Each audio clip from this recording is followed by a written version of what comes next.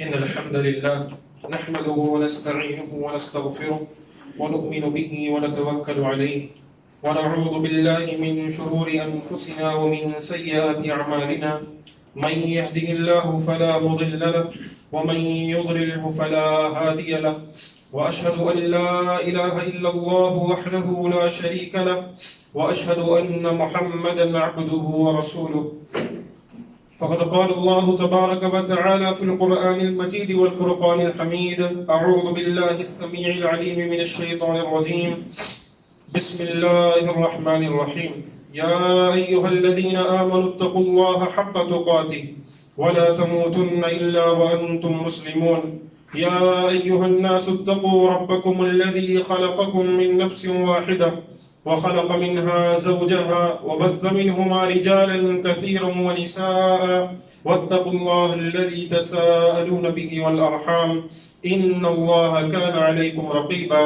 يا أيها الذين آمنوا اتقوا الله وقولوا قولا سديدا يصلح لكم أعمالكم ويغفر لكم ذنوبكم، ومن يطع الله ورسوله فقد فاز فوزا عظيما. أما بعد، فإن خير الحديث كتاب الله، وخير الهدي هدي محمد صلى الله عليه وسلم، وشر الأمور محدثاتها، وكل محدثة بدعة، وكل بدعة ضلالة، وكل ضلالة في النار، العياذ بالله. ربنا لا علم لنا إلا ما علمتنا إنك أنت العليم الحكيم. تمام قسم کی تعریف و توصیف، حمد و ثنا، کبریائی، بڑائی، بزرگی اللہ وحدہ لا شریک کے لیے ہے۔ درود و سلام ہو تمام انبیاء کرام پر، خصوصاً امام اکرم، ہادی عالم، شافی محشر، ساقی کوثر، محمد اکرم صلی اللہ علیہ وآلہ وبارک وسلم پر۔ معزز سامعین کرام، آج کے جمعے کے خطبے کے اندر جس موضوع کو لے کر حاضر ہوا ہوں وہ ہے اعمال صالحہ کو برباد کر دینے والے امور، یعنی چیزیں، کہ ہماری اور آپ کی زندگی کے اندر نیک اعمال کی بڑی اہمیت و قدر و قیمت ہے، کہ نیک اعمال اگر نہ ہوں، نیکیاں ہماری جھولیوں میں نہ ہو، گناہ اگر بھرے پڑے ہوں، تو پھر جنت میں جانے کے لیے ہو سکتا ہے یہ گناہ رکاوٹ بن جائے۔ نیک اعمال، اچھے اعمال، اللہ تبارک و تعالیٰ کو راضی کر دینے والی چیزیں کرنا، یہ دین اسلام نے ہمیں حکم دیا ہے اور نبی کریم صلی اللہ علیہ وسلم نے سکھلایا ہے۔ لیکن بسا اوقات ایسا بھی ہوتا ہے کہ لوگ اچھے اعمال کرتے ہیں لیکن ان اعمال کو اپنے پاس رکھ نہیں پاتے، ایسی غلطیاں کر جاتے ہیں اس کے بعد کہ وہ اعمال اپنے آپ ضائع ہو جاتے ہیں۔ اور یہ جو اعمال صالحہ کو جو برباد کر دینے والی چیزیں ہوتی ہیں، انہیں ہم معمولی سمجھتے ہیں، ہماری اور آپ کی زندگی کے اندر یہ کوئی بڑی اہمیت کے حامل نہیں رہتے۔ آگے جو ہے باتیں آئیں گی انشاءاللہ کہ کون کون سی ایسی چھوٹی چھوٹی چیزیں جنہیں معمولی سمجھ کر ہم اور آپ نے، ہماری اور آپ کی زندگی سے ہمارے نیک اعمال چلے جاتے ہیں۔ سب سے پہلی چیز یہ جان لیجئے کہ اگر انسان جو ہے دین اسلام سے مرتد ہو گیا، دین اسلام قبول کیا اور قبول کرنے کے بعد دین اسلام کو چھوڑ دیا اور اسی پر اس کی موت ہو گئی، تو اس کے سارے اعمال برباد جاتے ہیں۔ نبی کریم صلی اللہ تبارک و تعالیٰ نے ارشاد فرمایا، کہا وَمَن يَبْتَغِ غَيْرَ الْإِسْلَامِ دِينًا فَلَن يُقْبَلَ مِنْهُ وَهُوَ فِي الْآخِرَةِ مِنَ الْخَاسِرِينَ۔ جو شخص دین اسلام کے سوا کسی اور دین کا طلبگار ہو تو اسے ہرگز قبول نہیں کیا جائے گا، وَهُوَ فِي الْآخِرَةِ مِنَ الْخَاسِرِينَ، اور آخرت میں وہ شخص خسارہ اٹھانے والوں میں سے ہوگا۔ جو دین اسلام کو یا تو اپنانے کے بعد چھوڑ دے یا دین اسلام پر آئے ہی نہ، ایسوں کو جو ہے آخرت میں سوائے خسارے کے کچھ نہیں ہوتا۔ اب یہاں پر سوال یہ ہوتا ہے کہ پھر وہ نیک احباب جو غیر مسلم ہیں، جو عیسائی، سکھ اور اسی انداز سے یہودی، نصرانی جو بھی ہیں، ان کے پاس کچھ ایسے اشخاص بھی ہوتے ہیں جو بڑے اچھے ہوتے ہیں، ہمیشہ غریبوں کی مدد کرنا، ہمیشہ جو ہے فقیروں کی مدد کرنا، ہمیشہ جو ہے مظلوموں کی ہمیشہ مدد کرنا، ان کی پوری زندگی اسی میں کٹ جاتی ہے۔ تو پھر کیا یہ بھی جنت میں نہیں جائیں گے؟ تو یہ بات جان لیجئے کہ یہ بھی جنت میں نہیں جائیں گے۔ اللہ تبارک و تعالیٰ کا جو ہے اصول و قانون ہے، اللہ تبارک و تعالیٰ کا اصول و قانون ہے کہ اگر کوئی مشرک دنیا کے اندر اچھے اعمال کرتا ہے تو اس کی اچھائی کا بدلہ اللہ اس کو دنیا میں دے دیتا ہے۔ جتنی اچھائی وہ کرتا ہے اللہ اس کی اچھائی کا بدلہ دنیا میں دے دیتا ہے، اور اس کے بعد آخرت میں اس کے پاس کچھ بھی نہیں ہوتا جب تک وہ دین اسلام کو قبول نہ کر لے، جب تک وہ مسلمان نہ بن جائے۔ اس کا یہ مطلب نہیں کہ دین اسلام جو ہے کسی پر ظلم ڈھا رہا ہے، نہیں، دین اسلام نے ایک طریقہ سکھلایا ہے، نبی کریم صلی اللہ علیہ وسلم کو بھیجا، کہا یہ اصول و قانون ہے اسلام کے، تمہیں اس کے حساب سے چلنا ہے، اگر اس کے حساب سے نہیں چلو گے تو پھر تم سیدھے راستے پر نہیں۔ اسی لیے یہ چیز اپنانا بہت ضروری اور لازم۔ دوسری چیز یہ کہ اللہ تبارک و تعالیٰ کے ساتھ کسی کو شریک کر دینا، یعنی اللہ تبارک و تعالیٰ کے ساتھ آپ جو ہے شرک کر بیٹھے، اللہ تبارک و تعالیٰ کو جو ہے کسی اور کے ساتھ شریک کر لیا۔ قرآن مجید میں جیسے ارشاد فرمایا اللہ تبارک و تعالیٰ نے کہ انبیاء کرام کے تقریباً 17 یا 18 نبیوں کے نام ذکر کیے، اس کے بعد کہا وَلَوْ أَشْرَكُوا لَحَبِطَ عَنْهُمْ مَا كَانُوا يَعْمَلُونَ، اگر یہ سارے کے سارے انبیاء، سارے کے سارے نبی شرک کر دیتے تو اللہ ان کے اعمال کو ضائع کر دیتا۔ کس کو کہہ رہے ہیں؟ انبیاء کرام کو اللہ کہہ رہا ہے، ان کو مخاطب ہو کر کہہ رہا ہے اگر یہ سارے انبیاء کرام شرک کر لیتے تو اللہ ان کے بھی اعمال کو ضائع کر دیتا۔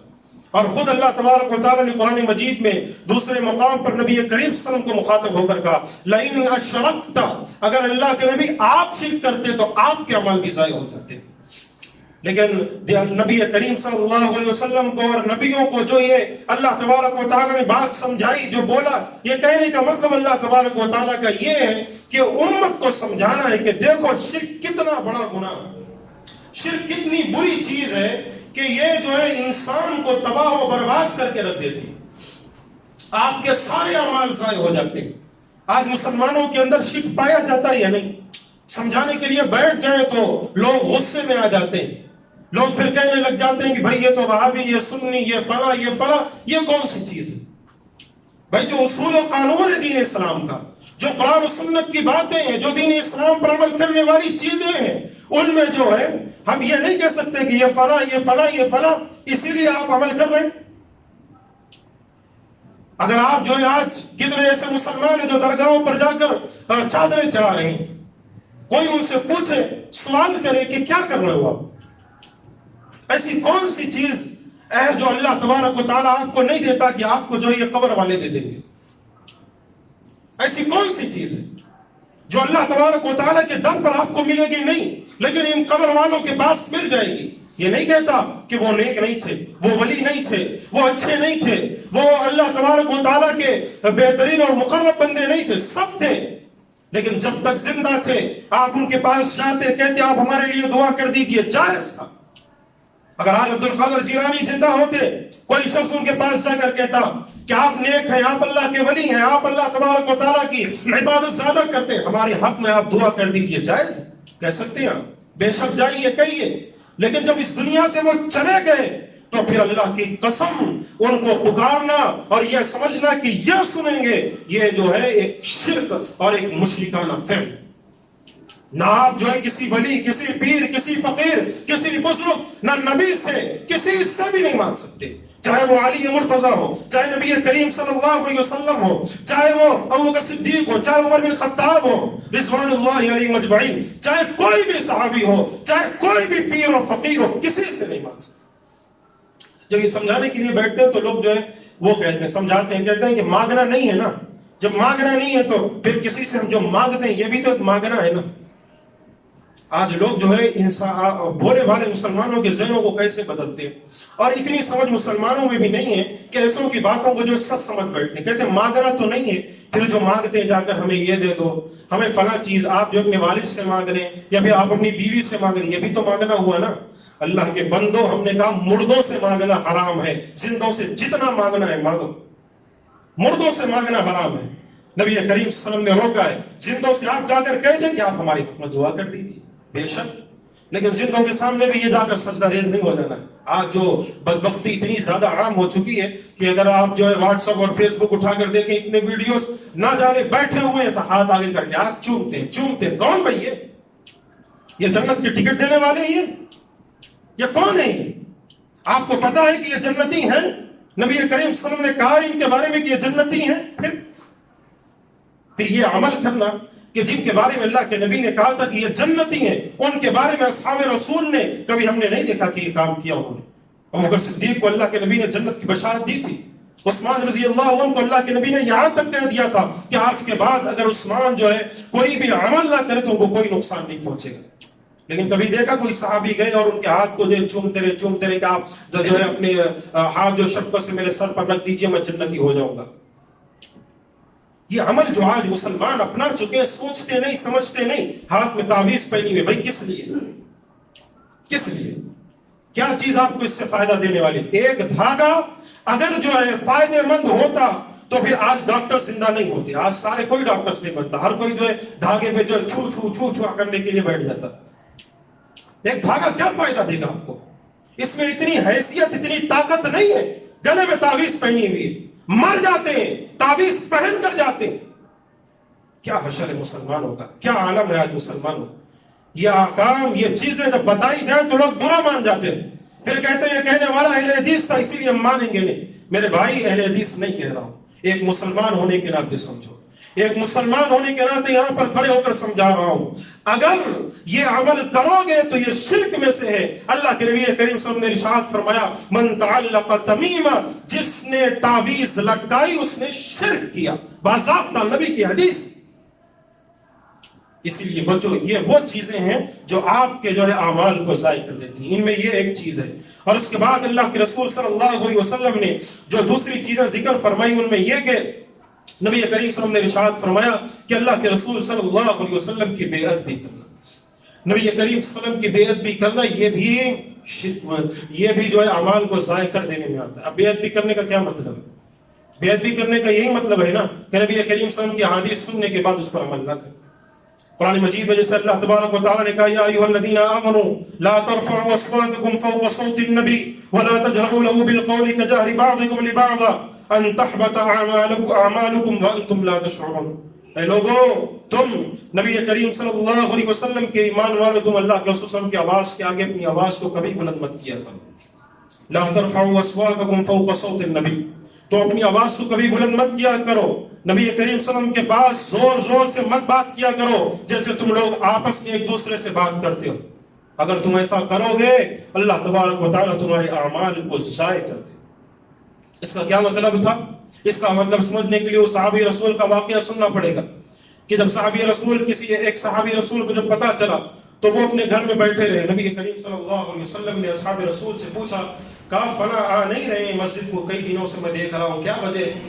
تو صحابی رسول نے کہا کہ ہم جا کر پتہ لگاتے ہیں. گئے ان کے گھر پر پہنچے تو ان سے پوچھا کہا کیا وجہ ہے کہ آپ جو ہے نبی کریم صلی اللہ علیہ وسلم کے پاس آ نہیں رہے؟ اللہ کے رسول پوچھ رہے تھے تو انہوں نے کہا کہ میری آواز بڑی اونچی ہے، میں جب بات کرتا ہوں تو میری آواز بڑی اونچی ہے. تو نبی کریم صلی اللہ علیہ وسلم اللہ نے یہ حکم نازل کر دیا ہے کہ اللہ کے نبی کے آگے جو اونچی آواز میں بات مت کرو، اس لیے میں نہیں جا رہا. اللہ کے نبی کریم صلی اللہ علیہ وسلم کے پاس پہنچے تو اللہ کے نبی کریم صلی اللہ علیہ وسلم نے ان کو سمجھایا، بتلایا کیا مقصد ہے. نبی کریم صلی اللہ علیہ وسلم کی آواز کے آگے اپنی آواز کو بلند کرنے کا مطلب یہ ہے کہ آپ تک حدیث پہنچ گئی، آپ تک دلیل پہنچ گئی، آپ تک قرآن و سنت کی بات پہنچ گئی، لیکن یہ میرے امام کا مسلک یہ ہے، ہمارا یہ ماننا ہے، میری سمجھ میں یہ بات آ رہی ہے، میرے ذہن میں یہ خیال آ رہا ہے، نہیں فلاں سے میں نے یہ سنا تھا. جب یہ چیز آپ کہہ دیتے ہیں تو اس کا مطلب یہ ہوا کہ اللہ کے نبی کی آپ بیعت بھی کر رہے ہیں. اللہ کے نبی کی قول کے آگے آپ اپنے قول، اگر آپ کے پاس دلیل ہے، کہنے والا دلیل کے ساتھ بولے کہ فلاں حدیث کی کتاب میں یہ موجود ہے اور حدیث صحیح ہے، اس کے بعد بھی آپ کہنے میرا مسلک یہ ہے، میرا ماننا یہ نہیں چلے گا. کسی کا مسلک بھی ہوگا نہیں چلے گا، چاہے امام شافعی، امام احمد بن حنبل، امام ابو حنیفہ، امام مالک، چاہے سفیان ثوری، چاہے کسی کا بھی مسلک ہوگا نہیں چلے گا. نبی کی حدیث آ گئی ہے، کسی کی بات نہیں. یہ اصول و قانون ہے دین اسلام کا. پھر لوگ کہتے ہیں کہ پھر کیا وہ بڑے نہیں ہیں، وہ اللہ کے نبی کریم صلی اللہ علیہ وسلم کی حدیث کو اچھا سمجھنے والے، بے شک نبی کی حدیث کو سمجھنے والے ہیں، لیکن اللہ کے نبی کی حدیث ہو سکتا ہے ان تک نہیں پہنچی. صاف لفظوں میں نبی کریم صلی اللہ علیہ وسلم کی حدیث ان تک نہیں پہنچی، ہو سکتا ہے یہ حدیث نہیں پہنچی، اسی لیے انہوں نے یہ بات ذکر نہیں کی. آپ جو اس میں میرا اپنا اس کا فلاں کا مسلک، میرے فلاں مرید نے یہ کہا، فلاں بابا نے یہ کہا، فلاں فقیر نے یہ کہا، فلاں امام نے یہ کہا، کہنے والے چاہے جو بھی ہوں، نبی کی حدیث سامنے آ گئی تو پھر دنیا کا کتنا بھی بڑا شخص ہو، کتنا بھی بڑا بادشاہ ہو، اس کی بات کو جو ہے ہم رد کر دیں گے، اللہ کے نبی کی بات کو لیں گے. یہ طریقہ اور اگر اس کے بعد بھی آپ نے نہیں لیا، آپ ہر دھرمی پر ڈٹے رہے کہ نہیں یہ غلط ہے، نبی کریم صلی اللہ علیہ وسلم کی حدیث کو آپ نے ٹھکرا دی، تو پھر جان لیجیے آپ اسی کے مزدار بن گئے۔ نبی کریم صلی اللہ علیہ وسلم نے سختی سے روکا ہے امت کو کہ اللہ کے رسول صلی اللہ علیہ وسلم کی آواز کے آگے اپنی آواز کو بلند کرنے سے۔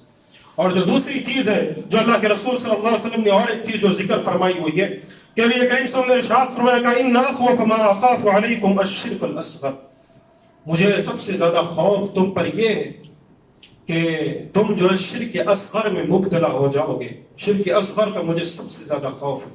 صحابی رسول نے پوچھا اللہ کے حبیب صلی اللہ علیہ وسلم یہ شرک اصغر ہے کیا؟ یہ کہتے کس کو شرک اصغر؟ اللہ کے رسول صلی اللہ علیہ وسلم نے ارشاد فرمایا کہ الریا، ریاکاری، دکھاوا۔ کل قیامت والے دن اللہ تبارک و تعالیٰ کے پاس بندے لائے جائیں گے اور اس کے بعد اللہ تبارک و تعالیٰ کے پاس ان کے اعمال کا بدلہ دیا جائے گا، تو ریاکار اور ریاکاری کرنے والوں سے کہا جائے گا کہ ان لوگوں سے اللہ تبارک و تعالیٰ کہے گا کہ جن کو دکھانے کے لیے تم یہ عمل کرتے تھے جاؤ ان کے پاس سے جو ہے لے کر چلے جاؤ جنت میں۔ جن کو دکھانے کے لیے تم یہ عمل کرتے تھے انہی کے پاس جا کر اس کی جزا مانگو۔ کہ اللہ کے پاس تو کچھ نہیں، اللہ تبارک و تعالیٰ کے پاس کچھ بھی نہیں ملے گا جو دکھاوے کے لیے کام کرتے۔ ایک ہوتا ہے دکھاوا اور ایک ہوتا ہے لوگوں کے سامنے اس لیے آپ دکھا کر دے رہے ہیں تاکہ لوگوں کے اندر جو ہے اس کی دینے کی یا پھر وہ کام کرنے کی ان کے اندر جو ہے صلاحیت بڑھے، وہ بھی جو ہے آگے بڑھے شوق سے، یہ الگ چیز ہے۔ لیکن ایک چیز ہوتی ہے دکھاوا باضابطہ طور پر، اپنے گھر سے نکلے آپ اور پھر فلاں جگہ یہ کام کیا، ہو سکتا ہے نماز کے دوران بھی، نماز کے لیے آپ آگے نماز پڑھنے لگے اور کئی احباب ایسے ہوتے ہیں اللہ معاف کرے، ایسے ہوں گے تو اللہ تبارک و تعالیٰ ان کی بخشش کرے، ہاتھ اٹھاتے ہیں اللہ اکبر کہہ کر اور پھر کئی لوگ خشوع و خضوع، ایک جھوٹی کہ لوگ دیکھ رہے ہیں، آس پاس کے لوگ دیکھ رہے ہیں، ذرا نظر آئے کہ ہاں بھائی نمازی ہے۔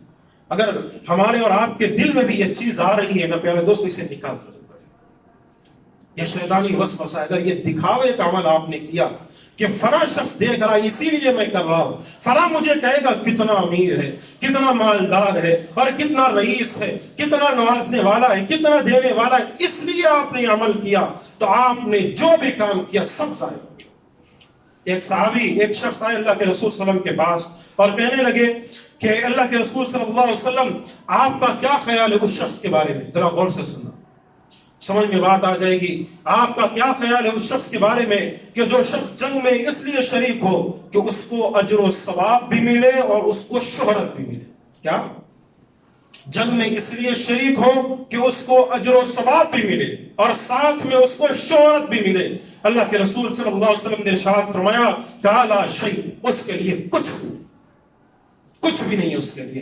پھر اس آدمی نے 3 مرتبہ یہ سوال کیا، اللہ کے رسول صلی اللہ علیہ وسلم نے ارشاد فرمایا کہ اس کے لیے کچھ بھی نہیں، کیونکہ اس نے جو ہے اس کے اندر اپنی شہرت کو سامنے رکھ دیا، اپنی جو ہے لوگوں کے سامنے اپنی عزت کو سامنے رکھ دیا۔ اللہ کے نبی نے کہا اس کے لیے کچھ بھی نہیں ہے۔ پھر آگے اللہ کے رسول نے ارشاد فرمایا کہ ان اللہ لا يقبل من العمل الا من كان له خالصا وابتغي به وجهه، اللہ تبارک و تعالی اس عمل کو قبول نہیں کرتا سوائے اس کے کہ وہ اللہ کی رضا کے لیے اور خالص دل کے ساتھ وہ عمل کیا جائے۔ اگر اخلاص کے ساتھ آپ کا عمل وہ موجود نہیں ہے تو آپ کا وہ عمل قابل قبول نہیں۔ اللہ تبارک و تعالیٰ ایسے عمل کو رد کر دیتا ہے۔ کتنے ایسے مسلمان بھائی ہیں ہمارے آج اسے سمجھنے کی ضرورت ہے پیارے دوستو۔ آج گھروں کی شادیاں اور پھر گھروں کے اندر جو ہے نہ جانے خرافات اسی لیے کیے جاتے ہیں کہ فلاں کیا کہے گا۔ اس سے پہلے میں نے یہ بات بیان کی تھی کہ آج دکھاوا اتنا زیادہ عام ہو چکا ہے، لوگوں کو دکھاوا، لوگوں کی ریاکاری لوگوں کے سامنے کرنا، لوگ میری تعریف کریں، لوگ میرے بارے میں کچھ کہیں، اتنا زیادہ عام ہو چکا ہے کہ آج اسی کے خاطر ہر عمل کیا جاتا ہے۔ اور کتنے ایسے بدبخت بھی آج موجود ہیں تو جو کسی غریب کو دیتے ہیں تو آج سیلفی کا زمانہ چل چکا ہے، ایک فوٹو کھینچا دے رہے ہیں، ایک فوٹو بس میں نے ان کو دیا، کیا مطلب اس کا؟ پھر جب سمجھایا جائے تو ہاں اس کے اندر یہ دوسری ٹک نکال لیتے ہیں، دوسری چیز نکال لیتے ہیں، کہتے ہیں نہیں لوگوں کو اجاگر کرنے کے لیے میں یہ کام کر رہا تھا۔ نظر آ رہا ہے کتنا آپ لوگوں کو جو ہے اجاگر کر رہے ہیں، کتنا آپ لوگوں کو جو ہے سمجھا رہے ہیں، کتنا آپ لوگوں کو دینے کا جو ہے حکم دے رہے ہیں، نظر آ رہا ہے، بڑا خوب نظر آ رہا ہے کہ آپ نے 2 روپے ڈالے، آپ نے جو ہے سیلفی تو تقریباً 1000 جگہ بھیج دی۔ یہ عالم ہے مسلمانوں کا. جبکہ اللہ کے رسول صلی اللہ علیہ وسلم نے ارشاد فرمایا کہا جنت کا عرش تلے وہ شخص رہے گا کہ جو شخص اللہ تبارک و تعالیٰ کے راستے میں ایسے دے کہ داہنے ہاتھ نے کیا دیا بائیں ہاتھ کو خبر تک نہ چلے. یہ جنت کے اللہ تبارک و تعالیٰ کے عرش کے نیچے سائے میں رہے گا کل قیامت والے دن جہاں کوئی سایہ نہیں ہوگا. اور اگر کوئی بندہ ایسے دے کہ فلاں مجھے دے کے فلاں خاندان والا دیکھو میں بھی دے رہا ہوں میری عزت بھی ہے. یہ خصوصاً جو ہے بقرعید کے موقع پر بکروں پر بھی بڑا ماشاءاللہ جو ہے چلتا ہے. اخبارات میں ڈالے جاتے ہیں کہ بھائی میرا فلاں میری فلاں چیز میری فلاں گاڑی. اللہ اکبر. بچیے پیارے دوستو ریاکاری انسان کو تباہ کر دیتی ہے. آپ کے جو اعمال ہوتے ہیں آپ در حقیقت آپ جو اللہ کے راستے میں دے رہے ہیں آپ ایسی جھولی میں اس کو لے رہے ہیں جو نیچے سے پھٹی ہوئی. آپ کے سارے اعمال ضائع. اللہ کے لیے اس سے بچیے گا. دل میں ریاکاری آ جائے اللہ سے توبہ کیجئے. اللہ تبارک و تعالیٰ سے دعائیں کیجئے کہ اللہ تبارک و تعالیٰ ہمیں اور آپ کو اس سے بچائے. اور ایک چیز نبی کریم صلی اللہ علیہ وسلم نے ذکر فرمائی وہ یہ کہ اکیلے میں جو ہے نبی کریم صلی اللہ علیہ وسلم نے ارشاد فرمایا کہ بندہ جب اکیلے میں ہو جائے تو پھر گناہ کے کام کرنے لگ جائے. نبی کریم صلی اللہ علیہ وسلم کی حدیث ہے رسول اللہ صلی اللہ علیہ وسلم نے ارشاد فرمایا کہا الا اعلمن اقواما من امتی یاتون یوم القیامہ بحسنات امثال جبال تہامہ کہ کیا میں تمہیں ایسے اشخاص کے بارے میں نہ بتلاؤں کہ جو کل قیامت والے دن آئیں گے تو ان کے جو اعمال ہوں گے جو نیکیاں ہوں گی تہامہ کے پہاڑ کے برابر ہوں گی. ڈھیر ساری نیکیاں تہامہ کے پہاڑ کے برابر نیکیاں لے کر آئیں گے لیکن اللہ تبارک و تعالیٰ ان نیکیوں کو چھوٹے چھوٹے ذرات بنا کر اڑا دے گا. کچھ بھی نہیں چھوٹے چھوٹے ذرات بنا کر اڑا دے گا. تو اصحاب رسول نے پوچھا اللہ کے رسول صلی اللہ علیہ وسلم یہ کون ہے کہ نیکیاں بھی لے کر آیا اور وہ بھی پہاڑ کے مانند نیکیاں لے کر آیا اور جب اللہ کے در پر پہنچا اللہ نے اس کو چھوٹے چھوٹے ذرات بنا کر اڑا دی. اللہ کے نبی یہ ہے کون؟ نبی کریم صلی اللہ علیہ وسلم سے پوچھا کہ اللہ کے نبی صفت تو بتلا دیجئے ان لوگوں کے بارے میں ذکر تو کر دیجئے تاکہ ہم ان سے بچے رہیں. نبی کریم صلی اللہ علیہ وسلم نے ارشاد فرمایا خبردار جان لو وہ تمہارے طرح تمہارے اپنے بھائی ہوں تمہارے اپنے بھائی ہوں گے. رات کو وہ اسی طرح قیام کریں گے جیسے تم قیام کرتے ہو. رات کو تہجد کی نمازیں پڑھیں گے قیام کرنے والے ہوں گے تمہارے اپنے بھائی ہوں گے. لیکن جب وہ اکیلے میں جائیں گے اور اللہ کی حرام کردہ چیزیں ان کے پاس آ جائیں گی وہ اس سے نہیں بچیں گے. جو بندہ یہ عمل کرتا ہے پھر اس کے جتنے بھی اعمال اللہ سب ضائع کر دیتا ہے. کیا آپ نے تو لوگوں کے سامنے ظاہر کیا میں مفتی میں فلاں اچھا شخص ہوں میں گناہ کے کام کرتا ہی نہیں ہے. لوگوں کے سامنے آپ ماشاءاللہ جو ہے بالکل فٹ فٹ جو ہے لوگوں کے سامنے آپ ایسے کہ ماشاءاللہ یہ تو مرید ہے تو مرشد ہے بھائی یہ اچھے ہیں یہ اچھے اشخاص میں سے داڑھی والے ماشاءاللہ سبحان اللہ سب اچھے. اس کے بعد جیسے ہی اکیلے میں گئے پتہ نہیں آپ نے ایسے ایسے گناہ کے کام کیے کہ اللہ اکبر اس موقع پر آپ نے سمجھا کہ مجھے کوئی نہیں دیکھ رہا. آپ نے جتنے بھی اعمال پچھلے کیے اللہ سب ضائع کر دیا. اگر آپ نے توبہ کر کے اس دنیا سے نہیں کیا یہ تنہائی میں جو گناہ کے کام کرتے ہو اس سے بچو کیونکہ یہ تنہائی کے گناہ کے کام اللہ تبارک و تعالیٰ کو بڑے ناپسند ہیں. تنہائی میں اس لیے کہ لوگوں کے سامنے تو بندہ جو گناہ اتنے کرتا نہیں لیکن تنہائی میں جو ہے جو چاہتا ہے کر جاتا ہے. اور آج کل تو فون کا دور ہے یہ فون کا زمانہ جو انسان کو تباہ و برباد کر کے رکھ دیا خصوصاً ہمارے نوجوانوں کو کہ تنہائی میں پتہ نہیں کیا کیا کر گزرتے ہیں اسی فون کے ذریعے کہ کوئی نہیں دیکھ رہا صرف اسکرین میرے سامنے میں اسکرین کو دیکھ رہا ہوں اور یہ فون مجھے دیکھ رہا ہے کوئی دیکھنے والا نہیں ہے. اللہ اکبر. پیارے دوستو یہ فون کو اور تم کو اوپر بیٹھا عرش پر مستوی اللہ دیکھ رہا ہے. بچ جاؤ اس سے اپنے آپ کو اس سے بچاؤ. اور جو اور ایک چیز نبی کریم صلی اللہ علیہ وسلم نے ذکر فرمائی وہ یہ کہ نماز عصر کو جان بوجھ کر چھوڑ دے. نبی کریم صلی اللہ علیہ وسلم کی حدیث ہے من ترک صلاۃ العصر فقد حبط عمل. نبی کریم صلی اللہ علیہ وسلم نے صاف لفظوں میں کہا جس نے نماز عصر کو جان بوجھ کر چھوڑ دیا اس کے اعمال ضائع ہو گئے. جان بوجھ کر چھوڑ دیا. خصوصاً نماز عصر کے بارے میں اللہ کے نبی نے بات کہی. آج کتنے ایسے مسلمان ہیں جو ایک نماز نہیں جن کی زندگیاں اٹھا کر دیکھ لو کتنی نمازیں جان بوجھ کر چھوڑ دیتے ہیں. پھر کہتے ہیں کہ نہیں ٹائم نہیں ملا وقت نہیں ملا. یہ سب باتیں یہ سب بہانے نہیں ہیں. یہ بہانے نہیں کرنے چاہیے کہ میرے پاس فلاں وقت نہیں ہے، فلاں ٹائم نہیں ہے. آپ کے پاس اتنا ٹائم نہیں ہے کہ 3:30 بجے عصر کا وقت شروع ہوتا ہے اور 6:30 بجے جو ہے مغرب کی اذان ہوتی ہے، اس کے بیچ میں آپ کے پاس ایک موقع کو ٹائم نہیں ملا. ہاں، یہ کون سا بہانہ ہے؟ یہ بہانے کہ میرے پاس وقت نہیں ہے، میرے پاس ٹائم نہیں ہے.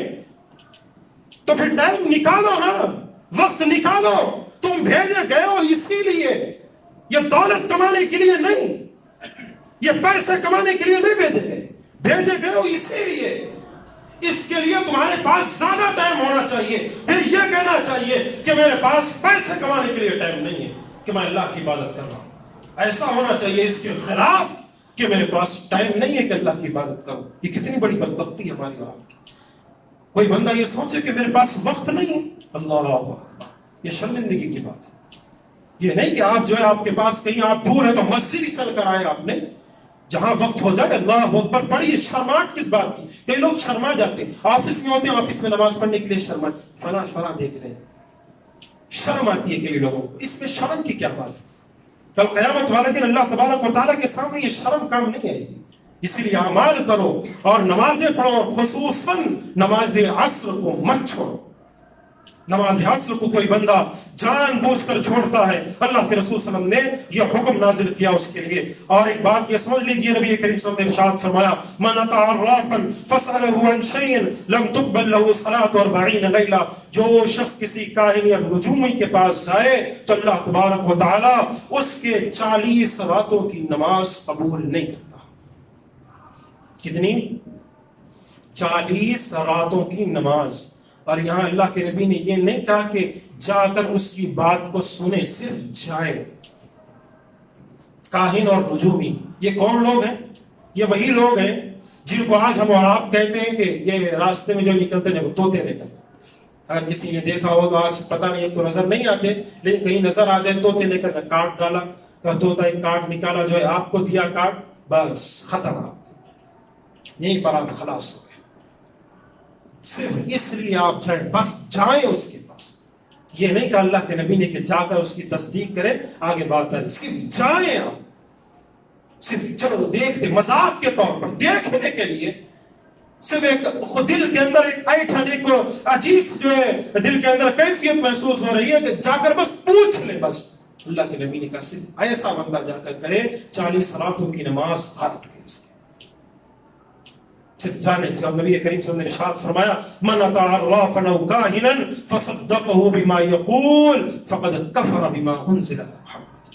اور جو بندہ چلا گیا کسی جادوگر کے پاس، کسی نکاہن کے پاس، کسی نجومی کے پاس، اور جا کر کہا کہ ہاں آپ نے تو سچ کہا تھا، آپ نے جو بات بتلائی سچ بتلائی، آپ نے میرے لیے جو کام کیا، آپ نے میرے لیے جو میری بیماری کو دور کرنے کے لیے آپ نے جو چیز کی، میری بیماری تو دور ہو گئی. فصدقہ بما یقول. تو پھر ایسے بندے کو چاہیے کہ وہ اپنا نام مسلمانوں میں سے بدل لے. اب وہ مسلمان نہیں رہا، دین اسلام سے خارج ہو گیا، اب مسلمان وہ نہیں رہا. باتیں ذرا سخت ہیں لیکن یاد رکھنا، نبی کریم صلی اللہ علیہ وسلم نے ایک بات ذکر فرمائی، اب وہ شخص مسلمان نہیں رہا، اب دین اسلام سے وہ بالکل ہی خارج ہو.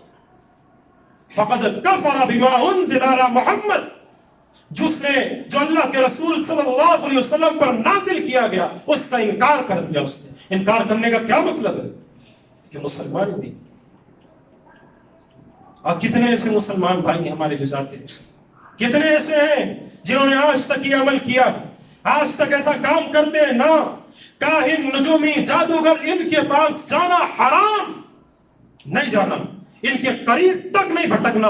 نبی کریم صلی اللہ علیہ وسلم نے اس سے روکا ہے. کئی لوگ تو جا کر کسی کے خلاف لگا دیں گے، فلاں کے لیے جادو کر دیے، کالا جادو، نہ جانے پیلا، فلاں لال، ہرے پیلے سب جادو چلتے رہتے ہیں، جادو کرائے جاتے ہیں لوگوں کو. کئی لوگ جاتے ہیں بیوی کے درمیان محبت بڑھانے کے لیے. کیوں کہا اللہ کے نبی؟ جانتے ہو قرآن مجید نے کیا کہا؟ اللہ تبارک و تعالیٰ نے کیا ارشاد فرمایا؟ اللہ کے تبارک و تعالیٰ نے ارشاد فرمایا، کہا کہ لوگوں کہ شیطان تمہارا ابدی دشمن ہے، شیطان تمہارا ہمیشہ والا دشمن ہے. ان الشیطان للانسان عدو مبین. شیطان تمہارا واضح دشمن ہے اور تم اسی شیطان کے پاس جا کر سمجھتے ہو وہ تمہیں شفا دے گا. مثال کے طور پر آپ کا اپنا ایک خاص دشمن ہے، آپ کو پتہ ہے یہ میرا دشمن ہے، اور آپ اسی کے پاس پہنچ گئے اور وہ آپ کو قتل کرنے کے لیے ڈھونڈا، آپ مل جائیں تو آپ کی گردن اڑا دے، آپ اس کے پاس پہنچے، نہیں اس کے پاس مجھے کچھ بھلائی ملے گی، تو جاؤ گے؟ گردن کٹ جائے گی آپ کی، آپ مارے جاؤ گے، مر جاؤ گے۔ پھر شیطان کے پاس کیسے جاتے ہو؟ یہ جو نجومی جادوگر جو کائن ہوتے ہیں، یہ کون ہے؟ یہ شیطان ہے، شیطانیت کا کام کرتے ہیں، کسی پر مخفی نہیں ہے کہ کیسے کیسے افعال کر کے شیطان کو اپنے قبضے میں کرتے ہیں، اور اس کے بعد پھر شیطان بڑا خوش ہوتا ہے کہ اب تو موقع ملا ہے لوگوں کو جو ہے برباد کرنے کا، پھر وہاں سے وہ لوگوں کو برباد کرتا ہے، اور ہمارے مسلمان بھائی وہاں چلے جاتے ہیں۔ اسی لیے پیارے دوستو اس چیز سے بچیے۔ اور آخر میں ایک بات ذکر کر کے اپنی بات ختم کر دوں کہ یہ تو اکثر لوگوں کے پاس پایا جاتا ہے کہ لوگ جو ہے غصے میں آ کر کہہ دیتے ہیں کہ اللہ کی قسم اللہ تبارک و تعالیٰ تجھے معاف نہیں کرے گا۔ لوگ کہتے ہیں یا ہے، یہ لوگ جو ہے کبھی کبھار کسی کو سمجھانے لگتے ہیں، کسی کو نصیحت اور کوئی غصے میں آ جاتا ہے، اس سے کہہ دیتے ہیں اللہ کی قسم تو کافر ہے، تو مشرک ہے، اللہ تبارک و تعالیٰ تجھے معاف نہیں کرے گا، تو جنت میں داخل نہیں ہوگا۔ کسی خاص فرد کو کہہ دیتے ہیں کہا، اور جو بندہ یہ کرتا ہے، نبی کریم صلی اللہ علیہ وسلم نے ارشاد فرمایا، کہا ایک شخص نے ایسا ہی کیا، اس نے کہا اللہ کی قسم تو جنت میں داخل نہیں ہوگا، اللہ کی قسم اللہ تجھے معاف نہیں کرے گا۔ نبی کریم صلی اللہ علیہ وسلم نے ارشاد فرمایا، کہا اس کے بعد اللہ نے کہا کہ تو ہوتا کون ہے جو میرے چیزوں کو تو اپنے پاس لے لے؟ معاف کرنا تو میں کرتا ہوں نا، بخشنا تو میرا کام ہے نا، تم کون ہو کہ جو تم یہ فیصلہ سنا دو کہ تجھے اللہ معاف نہیں کرے گا؟ پھر اللہ نے جو یہ بات کہی تھی اس کو جہنم میں داخل کر دیا، اور دوسرے کو جو ہے معاف کر کے جنت میں داخل کر دیا۔ کہا دیکھو یہ الفاظ اپنی زبان پر کبھی مت لانا، یہ کبھی مت لانا۔ ہاں یہ بات ہے کہ مشرک کو مشرک جاننا دین اسلام کا ایک جز ہے، تو مشرک جانو نا میرے بھائی، ان کو مشرک جانو جو شرک کر رہے ہیں، جو شرکیہ اور یہ اداکار، یہ جو ناچنے اور گانے والے ہیں، ان کو کوئی مشرک نہیں جانتا آج۔ ان کے جو مسلمان ہیں ان کو سارے مسلمان جانتے ہیں، اور نواقض اسلام میں ہے کہ کسی مشرک کو مشرک نہ جانے وہ دین اسلام سے خارج ہو جاتا ہے۔ نواقض اسلام میں ایک چیز ہے، ان کو تو مشرک نہیں جانتے، اور دوسرے جو مسلمان بھائی ہیں ظاہر سی بات ہے ان میں شرکیہ اعمال ہے، لیکن وہ مشرک نہیں۔ کسی کو آپ مشرک مت کہیے، کسی مسلمان کو یہ کافر، ایک شخص کے بارے میں اشارہ کر کے یہ کافر ہے، یہ مشرک ہے، یہ جنت میں نہیں جائے گا، جنت اس پہ حرام ہو گئی، کسی ایک کی جانب اشارہ کر کے نہیں، یہ کہیے ان کے پاس شرکی اعمال، آپ شرکی اعمال کر رہے ہو، آپ کفری اعمال کر رہے ہو، آپ گناہ کے کام کر رہے ہو، یہ کرنے کی وجہ سے اللہ تبارک و تعالی جو یہ اعمال کرتا ہے اللہ ایسوں کو جنت میں داخل نہیں کرتا۔ ایسے سمجھائیے، کسی کو کافر و مشرک کا یہ سرٹیفکیٹ مت دے دیجئے گا، ورنہ پھر آپ جو ہے پھر بہت بری چیز ہو جائے گی، کل قیامت والے دن آپ رسوائی اٹھائیں گے۔ اللہ سے دعا ہے الہ العالمین ہم تمام کے اعمال کو اللہ تبارک و تعالی قبول فرمائے۔ اللہ ہم جو نیکیاں کرتے ہیں الہ العالمین تو اسے قبول فرما۔ اللہ ہم گنہگار و خطا کار ہیں، ہمارے گناہوں کو دور فرما۔ الہ العالمین ہم نے اپنے نفسوں پر ظلم کیا ہے، الہ العالمین تو ہماری بخشش فرما۔ اللہ جو بیمار ہیں انہیں شفاء کاملہ اور عاجلہ نصیب فرما۔ اللہ جو لوگ قرض تلے دبے ہوئے ہیں ان کے قرض کی ادائیگی کا بندوبست فرما۔ آمین۔ وآخر دعوانا الحمد للہ۔